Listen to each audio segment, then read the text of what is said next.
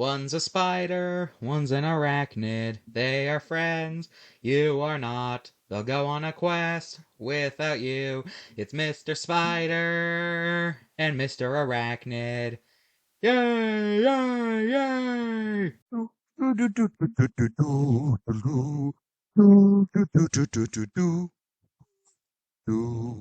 Mr. Spider and Mr. Arachnid were walking home from the zoo when suddenly they came across their friend Mr. Sack Spider. "Hello, Mr. Sack Spider," said Mr. Arachnid to Mr. Sack Spider.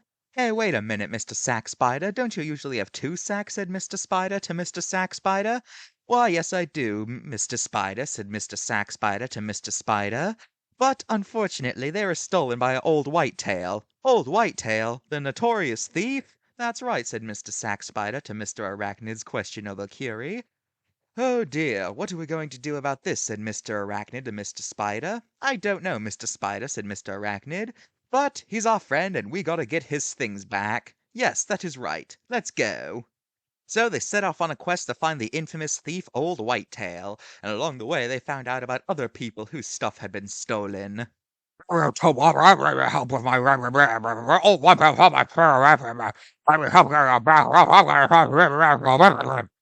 Said former UK Prime Minister Winston Churchill to Mr. Spider and Mr. Arachnid. "Don't worry, Mr. Churchill, we'll get your cigarettes back, and you do not have to start an international incident," said Mr. Arachnid to Mr. Churchill.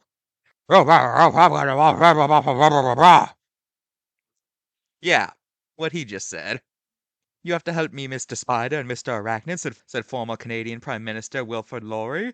"Mr. Old Whitetail has stolen all the leaves off our flags. Now we just have a white flag for a flag. We can't have a white flag for a flag. America will eat us alive."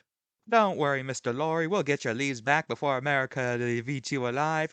On we go," said Mr. Arachnid and Mr. Spider to the Canadian Prime Minister.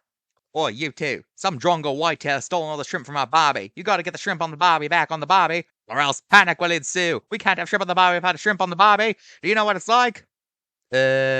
No problem, Mr. Curtin," said Mr. Spider and Mr. Arachnid to former Australian Prime Minister John Curtin. "We'll get your shrimp back on the barbie in no time," said Mr. Arachnid. "Oh dear, Old Whitetail has signed the peace treaty that Russia signed in the 90s. If we don't get that back, the USSR could rise again," said Catherine the Great to Mr. Spider and Mr. Arachnid. "Don't worry, Empress, we'll go get the document back in no time and the USSR will never rise again." "Old Whitetail has stolen all the jungles in Brazil. We can't be Brazil without jungles. Without them, we're just dirt," said Pedro the Second. "Don't worry, Mr. Second, we'll get your jungles back in no time," said Mr. Spider and Mr. Arachnid to Emperor Pedro. Eventually they found the thief, Old Whitetail. "Ah, Mr. Spider and Mr. Arachnid, I see you found me." "Yes, that's right, Old Whitetail," said Mr. Spider and Mr. Arachnid. "And now give us all the stuff back, or else you might just as well cause World War III. "Well, duh, that's my whole plan." "Wait, if that's your plan, why'd you steal Mr. Sack Spider's sack?" "Well, I did that just 'cause I was bored." "Give back the stuff, Old Whitetail." "Oh, really? Make me." "Okay, then, how about we teach you a lesson?" "All right, show me what you can do." "All right, we'll analyze these cards for errors." "Oh no, my one weakness!" "This card is fine." "Hey, stop that!" "And this card is fine." "No! Analyzing cards is my weakness. You won this round, Mr. Spider and Mr. Arachnid, but I will be back," said Old Whitetail before giving all the stuff back and fleeing the country.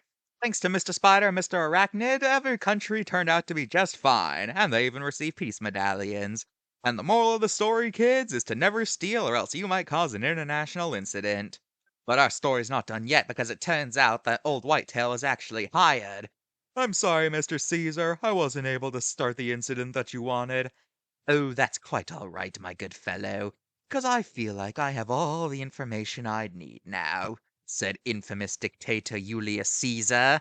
"Ho, ho, ho, but that's a story for another day, because for now we must be going," or something like that. "Goodbye, kids, see you next time."